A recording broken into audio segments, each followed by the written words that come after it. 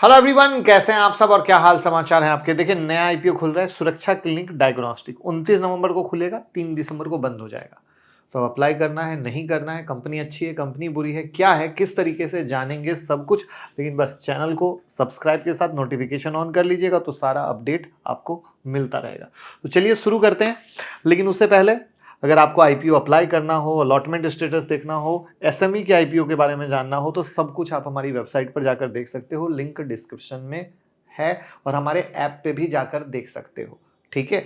और 5 free strategy मिलेगी अगर आप हमारे साथ डीमेट अकाउंट ओपन करते हो। तो लिंक डिस्क्रिप्शन में और गूगल फॉर्म भर दीजिएगा तो वो 5 स्ट्रेटजी भी मिलेगी। तो शुरू करते हैं। 2005 में शुरू हुई थी company. Pathology, radiology, testing, medical consultancy जैसी सर्विस देती है। और इनका जो डायग्नोस्टिक सेंटर है वो supported by top technology platform and systems. ये बहुत इंपॉर्टेंट आता है।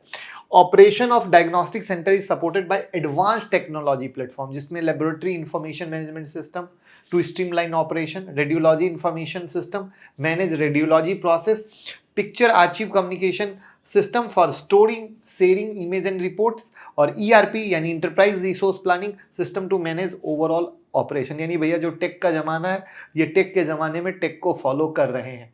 अब बात ये आती है कि ये जिस इंडस्ट्री से बिलोंग करते हैं उसका ग्रोथ क्या है। तो हमने हेल्थ केयर मार्केट को लिया है, जिसमें आपके सामने 7 से 11% का सीएजीआर का ग्रोथ 2024 से 2028 में हम लोग देख रहे हैं। और वहां पर अगर हम डायग्नोस्टिक सेंटर में आते हैं तो मोटा मोटा 12% सीएजीआर का ग्रोथ है। तो हमने पहले आपको हेल्थ केयर का दिखाया और फिर डायग्नोस्टिक का दिखाया, और इस डायग्नोस्टिक में भी पैथोलॉजी और रेडियोलॉजी को हमने बाइफर्केट करके दिखाया, जिससे आप समझ सको कि भैया धंधा कैसा है।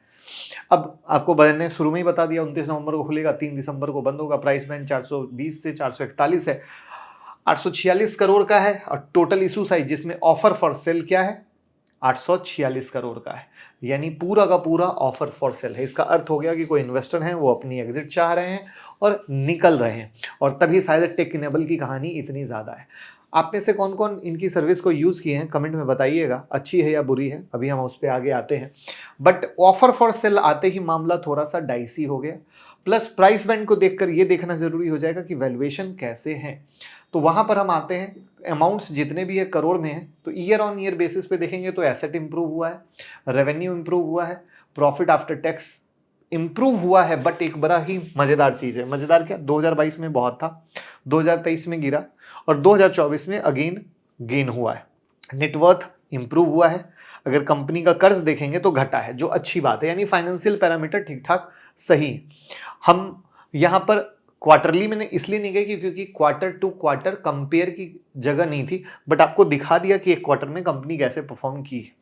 यहां पर अब हम ये देखने की कोशिश करते हैं इनका धंधा कहां से आ रहा है। तो रेडियोलॉजी और पैथोलॉजी दोनों बराबर मोटा मोटा बटे हुए हैं, यानी बहुत अच्छे तरीके से दोनों को कर रहे हैं। अब यहां पर बिजनेस वर्टिकल में देखें B2C और B2B, तो आप देखोगे इनका B2C बिजनेस टू कंज्यूमर, ठीक है, ये बहुत अच्छा खासा है। ठीक है। अब इनके आरओई पे आते हैं तो 14% का आरओसी, 21.5% का डेट टू इक्विटी 0.2, यानी बिल्कुल सही।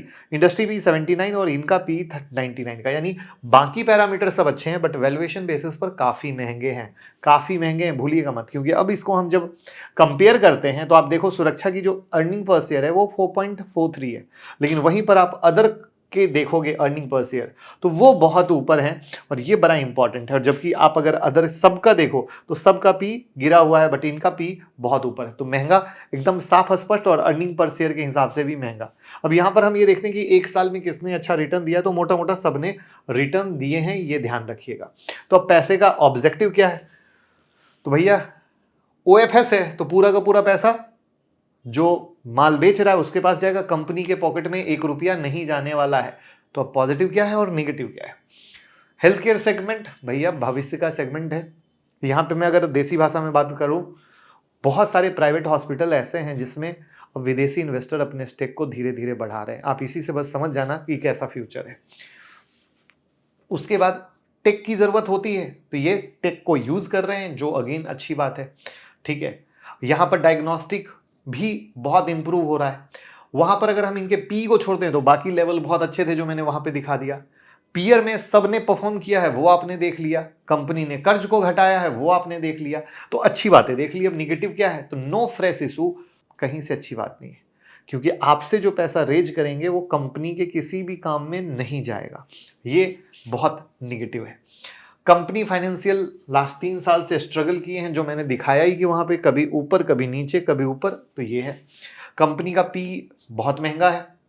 अब इनका जो 95.48% रेवेन्यू जो आता है वेस्ट बंगाल से आता है, यानी बंगाल बेस्ड कंपनी है जहां से इनका पूरा रेवेन्यू आ रहा है। इनका पूरा पेन इंडिया नहीं, वेस्ट बंगाल बेस्ड धंधा है, जो आपको यहां से समझ में आ गया। यानी जो बंगाली लोग होंगे वेस्ट बंगाल से, वो इसको यूज करते होंगे। तो प्लीज जरूर रेट करें कैसी है कंपनी, कैसी है सुविधा।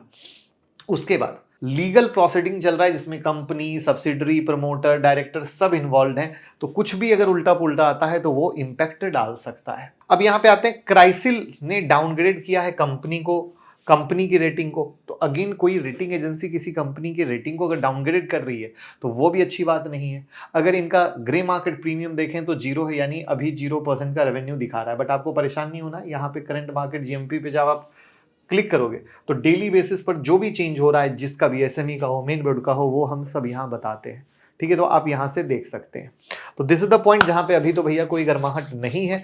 गर्माहट होगी हम आपके साथ अपडेट करेंगे, लेकिन वहीं पर निफ्टी, बैंक निफ्टी के चार्ट को भी आप देख लीजिएगा। निफ्टी क्या हुई है, अपने रेसिस्टेंस और सपोर्ट के बीच में घूम रही है। और ये 3 कैंडल जो है जिसका सेम हाई बहुत इंपॉर्टेंट है, क्रूशियल है ब्रेकआउट के लिए।